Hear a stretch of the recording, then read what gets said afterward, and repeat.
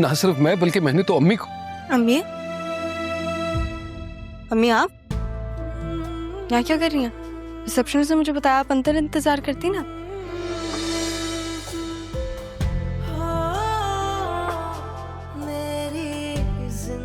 क्या हुआ कबीर साहब, खैरियत? नहीं नहीं बेटा, कोई इशू नहीं, बस वो बेगम साहिबा परेशान हो रही थी क्योंकि आप दफ्तर में थी नहीं ना, तो मैं वही समझा रहा था कि आप आ जाएंगी। तुम थी नहीं ना, इसलिए मैं यहाँ कैंटीन तक आ गई। अदील आ गया? नहीं, वो साइड पे ही है, मुझे दें। कबीर साहब अच्छी सी चाय भिजवा देंगे हमारे लिए? जी जी जरूर। Thank you. चले अम्मी, आजा।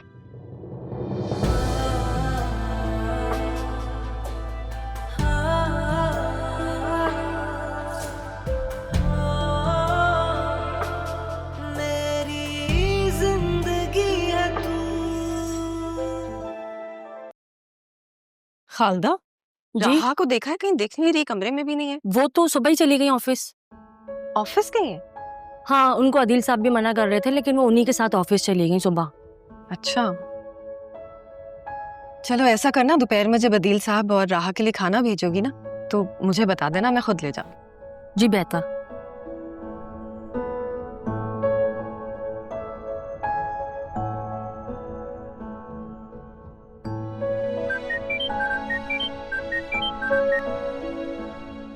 हाँ रमीज बोलो।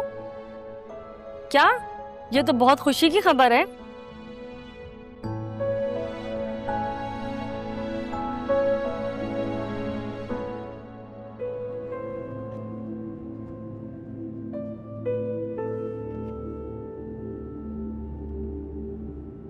क्या बात है अरमान बेटा?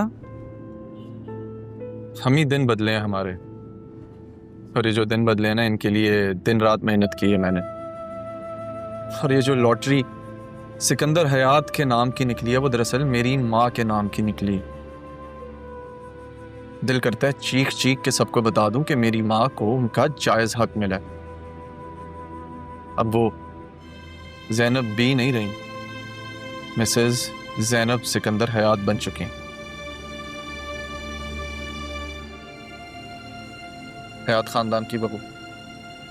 लगता है आसिया बेगम साहिबा की बातें दिल पे ले ली हैं तुमने।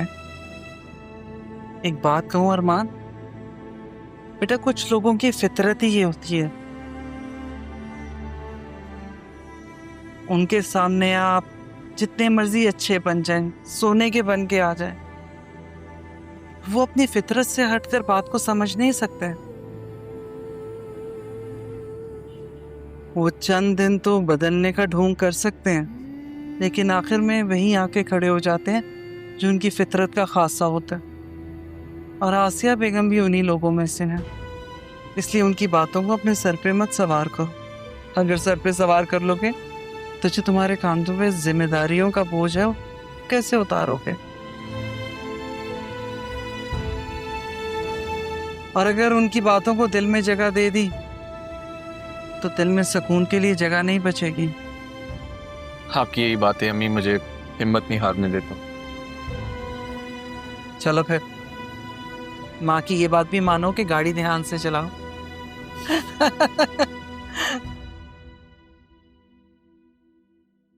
एक्सक्यूज मी मैम, सर और राहा मैम तो बाहर गए हुए हैं।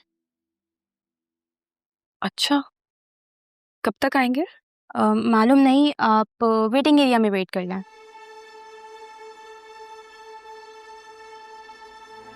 मैं अदील की बहन और राहा की मदर हूँ। ओह सॉरी मैम, मुझे मालूम नहीं था। वो पहले भी खाना आप उनके रूम में वेट कर लें, मैं उन्हें इत्तला कर देती हूँ।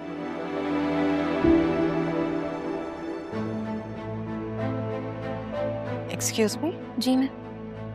यहाँ पर कबीर हुसैन काम करते हैं? जी, वो कैंटीन सुपरवाइजर है। वहीं पे मिलेंगे? जी।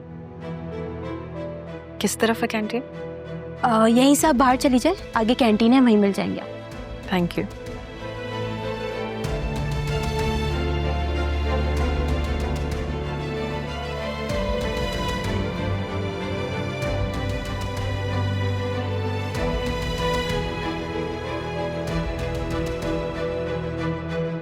माजरत से बीबी, कैंटीन बंद है इस वक्त, सिर्फ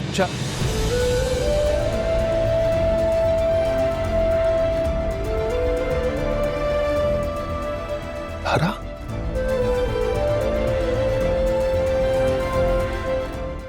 तो मेरा शक सही था, तुम जिंदा हो। तुम्हें क्या लगा था मर गई हूं मैं? मुझे भी यही लगा था, मगर देखो तुम्हें यहां यूं देखने के लिए जिंदा हूं। नहीं तारा, मैं तो रोज दुआएं करता था तुम्हारी जिंदगी के लिए। क्यों? काफी दुख दे नहीं दिया तुमने जो मजीद और दुख देने के लिए जिंदा देखना चाहते हो मुझे? Please Tara, please. मत नाम लो अपनी जबान से मेरा। मुझे माफ कर दो तारा, हो सके तो माफ कर दो। सच, इस माफी के लिए ना बहुत तड़पा हूं मैं।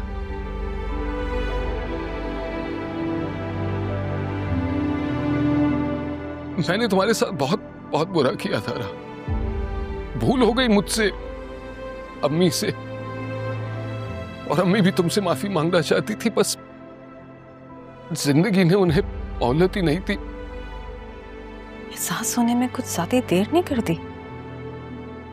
तुम तो वहां पर खड़े रहे थे, लेकिन तुम्हारी माँ और वो तुम्हारी नई बीवी ने मुझे नन्ही जान समेत घर से धक्के देकर निकाल दिया, जबकि तुम जानते थे कि मैं अपनी सारी किश्तियां जलाकर वहां तक पहुंची थी। और अब तो माफी चाहिए तुम्हें अपनी माँ के लिए और अपने लिए। चलो ठीक है, माफ किया, लेकिन आज के बाद इस ऑफिस के इर्द गिर्द तुम नजर नहीं आने चाहिए। कहीं दूर चले जाओ यहां से। मैं चला जाऊंगा तारा, मैं हमेशा के लिए चला जाऊंगा, तुम्हें परेशान नहीं करूंगा। बस इतना बता दो कि मेरी बेटी कैसी है, कहाँ है वो, क्या नाम है उसका? तुम्हारी बेटी? मेरी बेटी है वो, सोचना भी मत उसके बारे में। मैं उसे मजीद दुख नहीं देना चाहती हूँ। तुमने तो उसकी शक्ल देखना भी गवारा नहीं की। बेहतर यही होगा कि तुम यहाँ से कहीं दूर चले जाओ और अपनी सूरत कभी भी हमें मत दिखाना। तारा, मैं जिंदगी भर चोटें खा चुका हूँ तारा। ना सिर्फ मैं, बल्कि मैंने तो अम्मी को। अम्मी, अम्मी आप यहाँ क्या कर रही हैं? रिसेप्शन से मुझे बताया आप अंदर इंतजार करती ना।